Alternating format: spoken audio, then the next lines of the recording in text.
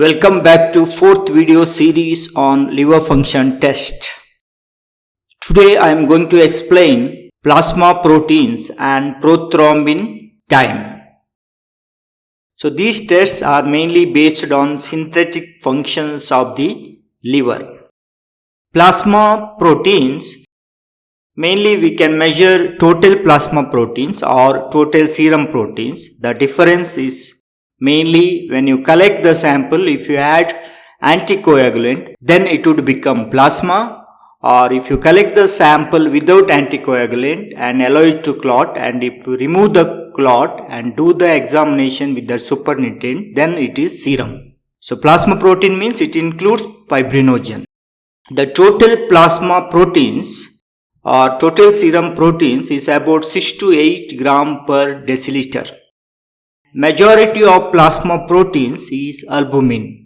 So the serum albumin is about 3.5 to 5 gram per deciliter. So it accounts for 55 to 65% of total plasma proteins. The remainings are globulins. The level of globulins about 2.5 to 3.5 gram per deciliter. It accounts for about 35 to 45% of plasma proteins.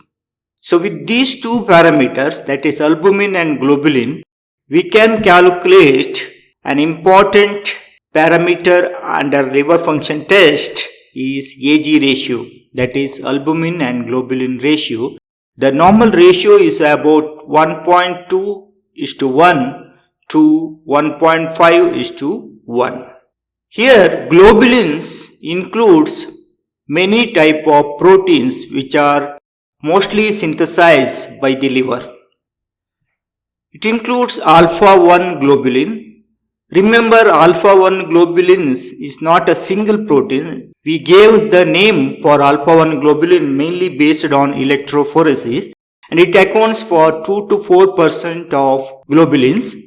And alpha-2, again, there are number of proteins which occupies alpha-2 band of the electrophoresis pattern, and it accounts for 6 to 12%, and beta globulins 8 to 12%, and majority of globulins are gamma globulins.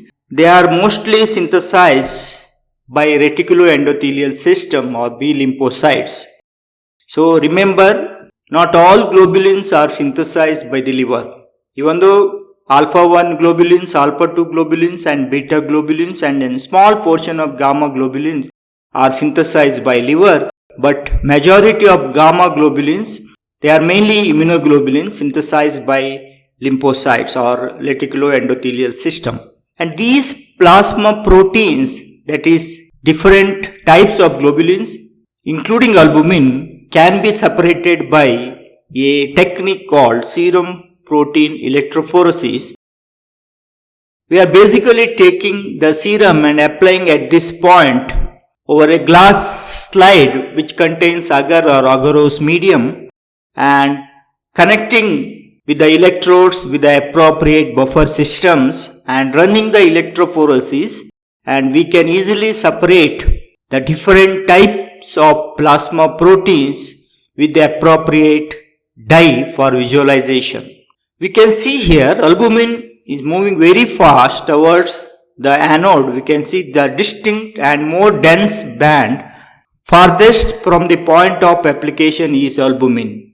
Then comes a small band, it is called alpha-1 globulins, where different types of globulin proteins make a distinct faint band called alpha-1 band. Then comes alpha-2, beta, and alpha-2 and beta bands are almost somewhat equal. Then a diffuse gamma band. Here you can see the gamma globulin bands which will remain in the point of application because of large globular proteins and less charged compared to albumin. The density of these bands we can measure by densitometry, and actually we can measure or estimate exact percentage or amount of different types of plasma proteins by doing electrophoretic technique. So I am not going in detail of each different fractions of globulins in this video. I will make a separate video exclusively for electrophoresis, that is serum protein electrophoresis. So you should remember the different types of plasma proteins we can separate by doing electrophoretic technique. And another point you need to remember, albumin is exclusively synthesized by hepatic parenchymal cells, and most of the globulins are also produced by liver except gamma globulins.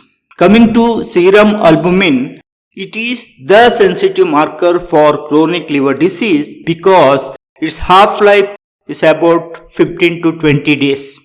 This albumin is a simple protein made up of single polypeptide chain with 585 amino acids, and it is synthesized by hepatic parenchymal cells. On an average, per day there would be 12 grams of albumin synthesized by the liver. Quickly we'll go through the functions of albumin. We know albumin is responsible for maintenance of colloidal osmotic pressure, mainly because it has the capacity to hold on to the water in the blood vessels so that it maintains viscosity and osmotic or oncotic pressure of the blood vessels. So that is the reason whenever there is decreased albumin in case of chronic liver disease, we can see patient exhibit edema. This is mainly because water cannot stay within the blood vessels. It will go out of the blood vessels to extracellular space, leading to edema. Apart from colloidal osmotic pressure, albumin carries various drugs, bilirubin, fatty acids, hormones from the circulation to different organs.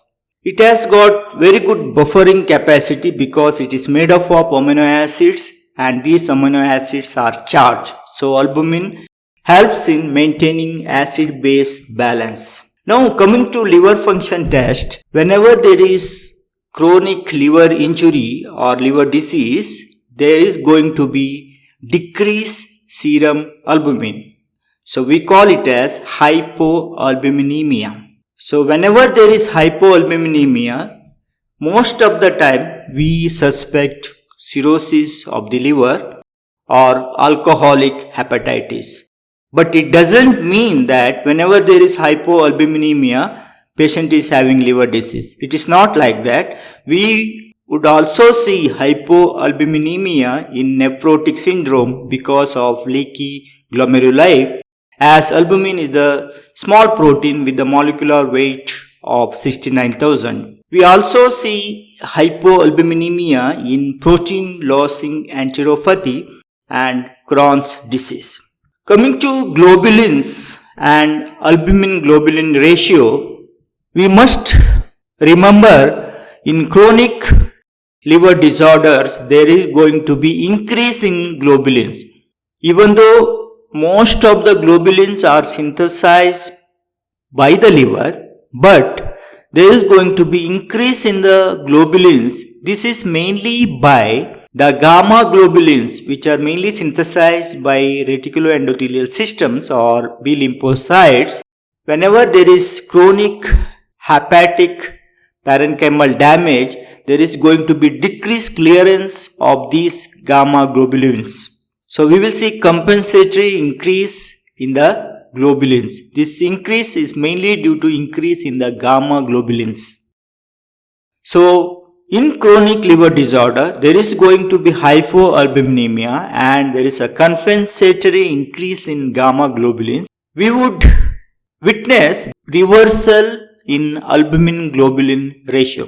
This reversal of albumin globulin ratio is mainly due to hypoalbuminemia, that is decreased serum albumin, and increase in gamma globulins or hypergammaglobulinemia. So this increase in hypergammaglobulinemia is mainly due to decreased clearance by the hepatocytes because of liver cell damage. This hypergammaglobulinemia could be due to different types of gamma globulins.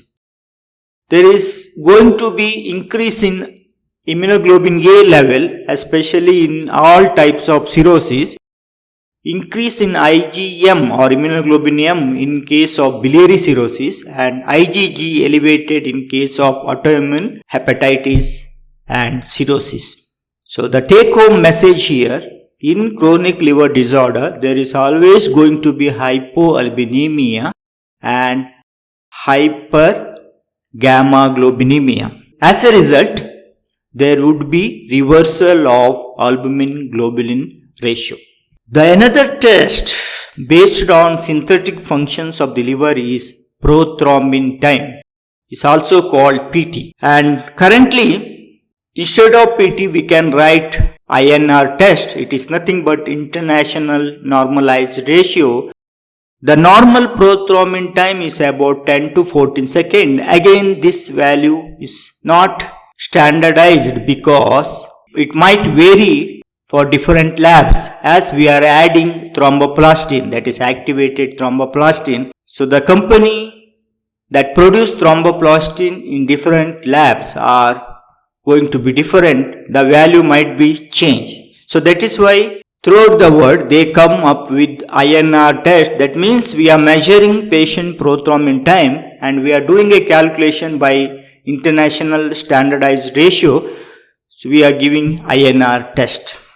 Prothrombin time actually measures not only clotting factor prothrombin, but it gives measure of many clotting factors which are exclusively synthesized by the liver, like clotting factor 7, 9, 10, 8. So this prothrombin, we know that it is clotting factor synthesized by the liver and it is required for the clotting, and it is referred to as clotting factor 2, and it has got short half-life about 6 hours.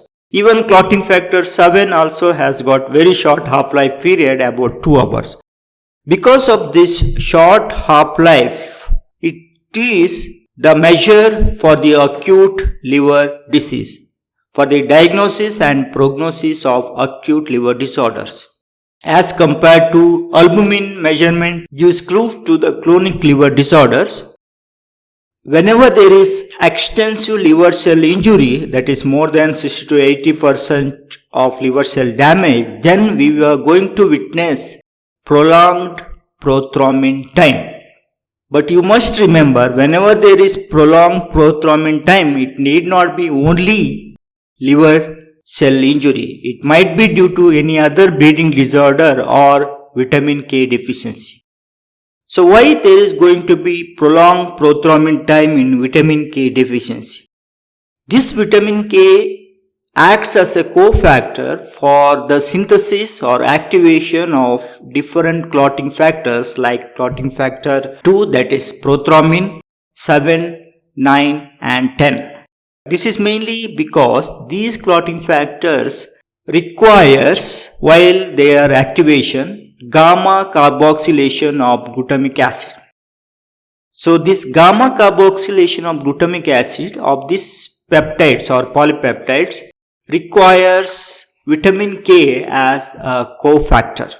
So that is why whenever there is prolonged prothrombin time, it need not be liver cell damage, it might be due to vitamin K deficiency. So we have to administer vitamin K and again we have to measure prothrombin time. So even after administration of vitamin K, if still prothrombin time is prolonged more than 5 seconds beyond the control value, then it represents poor prognosis. That means extensive liver cell damage. So you need to remember, in liver cell disorder, the prothrombin time remains prolonged even after parenteral administration of vitamin K. So these are the tests, that is serum total proteins, serum albumin and serum globulins, and also prothrombin time are the tests based on synthetic functions of the liver. Apart from this, we can also measure alpha-1 antitrypsin, ceruloplasmin, C-reactive protein, hepatoglobulins. But routinely we are measuring serum total proteins, albumin, globulin, Ag ratio, and to some extent prothrombin time. So in the next video, I am going to explain most important category of liver function test, that is enzymes. Thanks for watching.